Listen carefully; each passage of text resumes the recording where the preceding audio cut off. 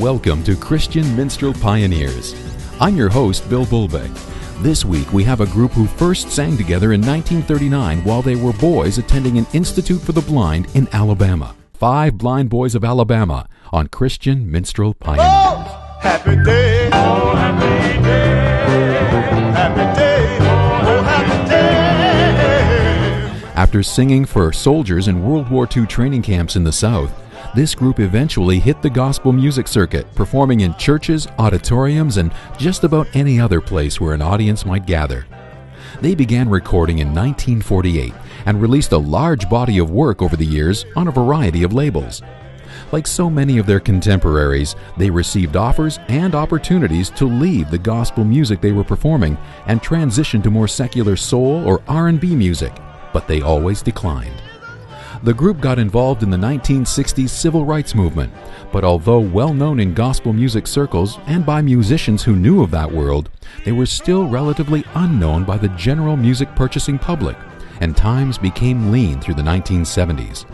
The 1980s would see a resurgence in the group's popularity following their involvement in a theatrical production on Broadway, and from that time onward, they seem to have gone from strength to strength, even racking up an impressive list of consecutive Grammy wins in the 2000s.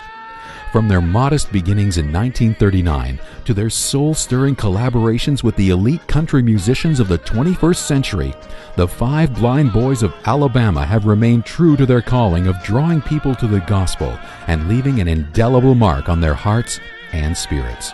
The 5 Blind Boys were only about 9 years old when they first sang together as part of the school chorus at the Alabama Institute for the Negro Blind in Talladega. It was 1939, and the founding members of the group were 6 blind boys: Clarence Fountain, Jimmy Carter, George Scott, Velma Bozeman Traylor, Johnny Fields, and Olis Thomas. One other person, J.T. Hutton, was the only sighted member of the group. In their earliest days, they were actually known as the Happy Land Jubilee Singers, and it was under this name that the group would visit Army training bases in the southern U.S. and entertain World War II soldiers. They continued to do this while working on their sound and widening their repertoire until they landed their first professional performance on June 10, 1944. By early 1945, the members of the group had dropped out of school and began to tour the gospel music circuit. Day after day and town after town, the Blind Boys presented their gospel music message as they worked through the churches and other gathering places that made up the black gospel music circuit of the 1940s. In 1948, a promoter in Newark, New Jersey booked 2 blind gospel singing groups on the same bill and advertised it as Battle of the Blind Boys. The Happy Land Jubilee Singers met the Jackson Harmoniers from Mississippi. The 2 groups became friends and also continued to engage in a friendly rivalry that lasted a good many years.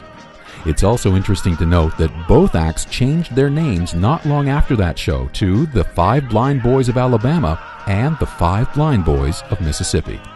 The groups often toured together and would, on occasion, swap group personnel, a true indicator of how well they got along. 1948 was also an important year for the Blind Boys because they became a group with a record. They recorded their first single for VJ Records, I Can See Everybody's Mother But Mine. The song was a hit and was the first in a long line of recordings done for a variety of labels. The Blind Boys had a hit with their first recording on the VJ record label, and while it did help to heighten their profile and widen the audience, the truth of the matter was that in the late 1940s and early 1950s, a hit song for a working group on the black gospel music circuit rarely sold over 5,000 copies. Compared to the sales generated by a comparable talent in the mainstream white secular music world, which could top 1 million copies, it didn't seem like much. However, it did represent a huge step forward for the Blind Boys, and, as the saying goes, God works in mysterious ways, and He was certainly at work with the Blind Boys. During the 1950s, the group continued to tour, record, and more importantly, stay true to their calling of presenting the gospel through music. They, like many other artists of their time, had numerous opportunities to jump over to popular music, like their gospel friend and contemporary Sam Cooke, but they always said no. All during this time, the Blind Boys faced and persevered through the racial segregation that would rise up to discourage and defeat them. As the 1960s dawned, change began to happen. The controversial civil rights movement began, and soul music continued to gain in popularity. It was seen by many to encompass a spirituality as well as a social conscience, which enabled it to quickly surpass acceptability and sales over the gospel music from which it had sprung. Groups like the Blind Boys, who fervently held on to their gospel music beginnings, found the going more difficult. Even with these challenges, the Blind Boys added their voices to those who spoke out, performing at a number of benefits for Dr. Martin Luther King. They also continued to record and managed to release 13 more albums for various labels through the 1960s and 1970s. Although the going was tough for the group in the 1960s and 70s, and let's face it, it was never easy to begin with, the Blind Boys continued to record and tour. Their hard-driving gospel sound was proving to be a major influence on other artists outside the gospel realm. Nuances of the Blind Boys style could be heard in the recordings of other popular artists like Bobby Blue Bland and Marvin Gaye. In 1969, Clarence Fountain decided to leave the group to try and make it on his own. He was out of the Blind Boys lineup for 10 years, but eventually rejoined the group in the late 1970s. After 40 years together, the 5 Blind Boys of Alabama were famous on the gospel music circuit. They had no trouble filling churches and auditoriums as they toured around the country. They were well known and highly respected by fellow musicians inside as well as outside gospel music. And in spite of all the challenges they faced, they remained true to their calling to spread the word of God through music. It appeared as though the history of the Blind Boys could have been summed up and laid to rest on these praiseworthy accomplishments, but it was not to be. And the ensuing decades would open new doors that even the members of the group may not have even dared to dream about. 40 years of making music had brought the Blind Boys a good deal of notoriety and satisfaction, and it looked like very little was going to change through the 1980s. The group continued to work the gospel music circuit, but also found time to perform at some different venues. In 1982, they appeared at the World's Fair in Knoxville, Tennessee. Fairgoers who had never heard of the Blind Boys were able to enjoy their tight harmonies and rousing versions of old and new gospel standards. While the group was back at the fair again in 1983, there was something else that occurred during that year that propelled the group to a new level of awareness in the mind of the general public.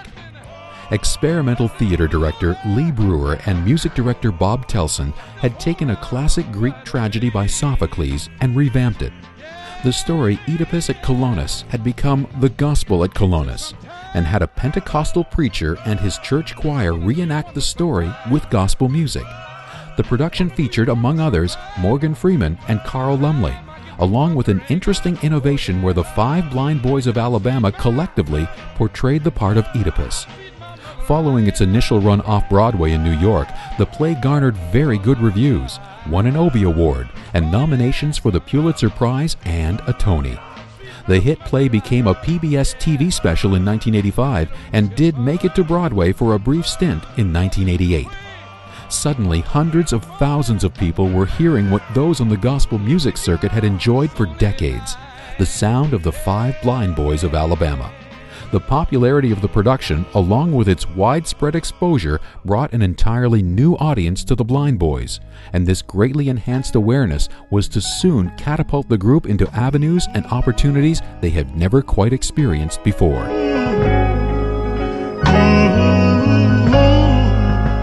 Their participation in the production of The Gospel at Colonus marked a turning point in the Blind Boys' career as musicians. Their heightened popularity now brought them into contact with other musicians from all different worlds of music. In 1992, the group worked with the legendary Booker T. Jones on their album Deep River. Jones produced the album as well as played organ on most of the songs. The record found the 5 Blind Boys delivering a compelling mixture of modern blues and R&B with their own down-home gospel sound.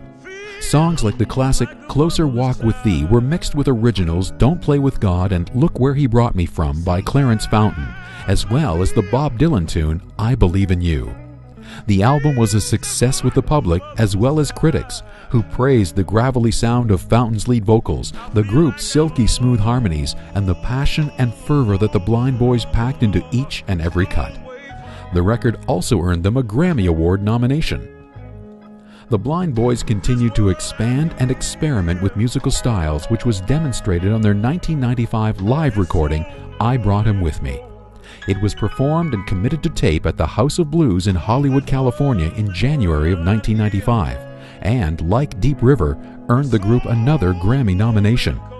The Blind Boys rounded out the 1990s with their 1997 offering called Holding On, where they brought in elements of funk music to the gospel style they had helped define. As the group moved into the 21st century, they released an album called Spirit of the Century. Their most critically acclaimed and successful album up to that time, it featured a blend of gospel, blues, soul, and folk music, along with a list of elite guest musicians like David Lindley, John Hammond, Danny Thompson, and harmonica master Charlie Musselwhite. The disc, released on Peter Gabriel's label Real World Records, won the Grammy Award in 2001 for Best Traditional Soul Gospel Album. It was the beginning of one of the busiest decades in the history of the group. I guess I'll pray. They started out the 21st century with a blockbuster album culminating with a Grammy Award in 2001.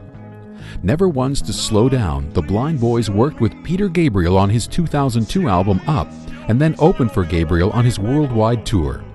The group appeared on the TV show 60 Minutes 2 in a special documentary segment. The song Why Down in the Hole from Spirit of the Century became the theme song for the HBO series The Wire, and the song Soldier was featured in the 2002 movie The Fighting Temptations.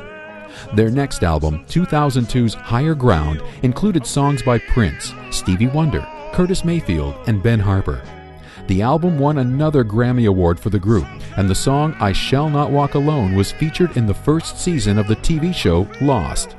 If that wasn't enough, the group, now consisting of Clarence Fountain, George Scott, Jimmy Carter, Joey Williams, Ernie McKinney, Bobby Butler, and Tracy Pierce, were inducted into the Gospel Music Hall of Fame, as well as winning a Dove Award, basically a Christian Music Grammy, for Best Traditional Gospel Album. In 2003, the Blind Boys released a Christmas album, Go Tell It on the Mountain. Guest musicians included Tom Waits, Solomon Burke, Chrissie Hynde, Aaron Neville, George Clinton, and Mavis Staples. 2004 saw the release of the group's December 2003 Christmas concert in New York as a DVD. Portions of sales of that disc went to the American Diabetes Association. 2004 saw another album released called There Will Be Light. It was nominated for 3 Grammy Awards, winning 2 of them. Atom Bomb was released in 2005 and saw the Blind Boys introduce rap elements and artists into their gospel mix. The group was also honored with the Helen Keller Personal Achievement Award from the American Foundation for the Blind. That same year, the Blind Boys performed on the Grammy Awards show alongside John Legend and Mavis Staples. 2006 held some sad news for the Blind Boys when member George Scott passed away in March at age 75. Not long after that, Clarence Fountain retired, leaving Jimmy Carter as the leader of the group. Even with those setbacks, the 5 Blind Boys continued on. They released the album Down in New Orleans in 2008, and then in 2009 put out a DVD of live performances of the album they had done at the city's iconic club, Tippy Tina's. The result was yet another Grammy for Best Traditional Soul Gospel Album, as well as a special Lifetime Achievement Grammy to commemorate their long and influential history. The soundtrack for a Revolution, from a 2009 documentary on the American Civil Rights Movement, featured the Blind Boys who had lived through the period and felt a strong connection to it. In October of 2009, a special anthology called Duets came out, with previously released material as well as new songs that covered the gamut from rock to reggae, country to Christian, blues to ballads, all brought together by the Blind Boys' mesmerizing harmonies. Despite their advancing years and personnel changes, the Blind Boys are still going strong. New recordings, TV appearances, concerts, presidential performances, awards and honors, and charity work. As late as the fall of 2012, the 5 blind boys of Alabama were out with Dr. Hook on his Spiritual to Funk tour. Recognized worldwide as living legends of gospel music, the Blind Boys have achieved the highest honors that can be bestowed during an earthly lifetime. By the grace of their God-given talents, they have touched the lives of millions with their powerful method of preaching the gospel, and to them, that most important aspect of their work goes on. Thanks for joining us for this edition of Christian Minstrel Pioneers. I'm your host, Bill Bolbeck. Christian Minstrel Pioneers is a joint production of Sonorous Entertainment, WTV Workshop, and Electric Dreams Video.